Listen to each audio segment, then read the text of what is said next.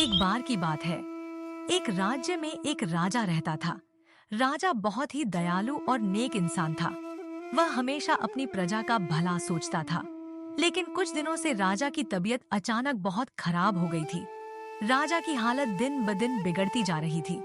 महल के बड़े बड़े वैद्य और हकीम इलाज कर रहे थे, लेकिन कोई भी दवा काम नहीं कर रही थी।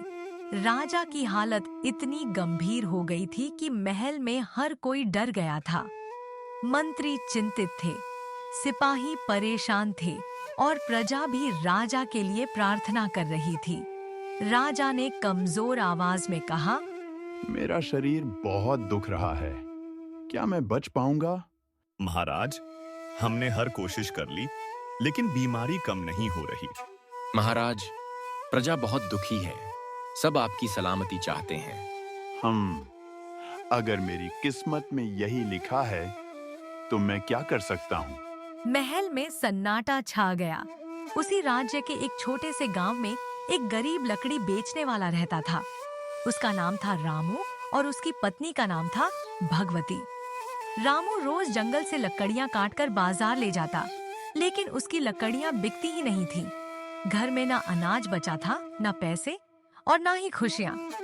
एक दिन रामू लकड़ियों का गट्ठर लेकर बैठा था और गुस्से में बोला, मैं रोज मेहनत करता हूँ, फिर भी किस्मत मेरा साथ क्यों नहीं देती? भगवती दुखी होकर बोली, घर में आटा खत्म हो गया है, बच्चों को क्या खिलाएंगे? गरीबी ने जीना मुश्किल कर दिया है। तभी गांव का एक आदमी दौड़ता हुआ आया और बोला, अरे सुना क्या? राजा बहुत बीमार है। लोग कह रहे हैं अब बचना मुश्किल है। हाँ, मैंने भी सुना है। राजा की हालत बहुत खराब है। रामू कुछ पल सोचता रहा, फिर उसके चेहरे पर हल्की सी मुस्कान आ गई।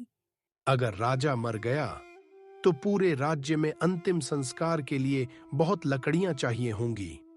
तब तो मेरी सारी लकड़ियां बिक जाएंगी। भगवती, अगर राजा मर गया ना, तो हमारी लकड़ियां जरूर बिकेंगी और हम अमीर हो जाएंगे। ये तुम क्या बोल रहे हो? किसी की मौत की उम्मीद कर रहे हो? मजबूरी है भगवती। अगर ऐसा नहीं हुआ तो हम भूखे मर जाएंगे।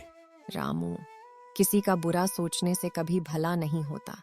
भगवान सब देख रहा होता है। रामू चुप हो गया, लेकिन उसके मन में लालच बैठ चुका था। अगले दिन रामू महल के गेट पर पहुंच गया। उसने सिपाही से पूछा, सिपाही जी, महाराज की तबीयत कैसी है?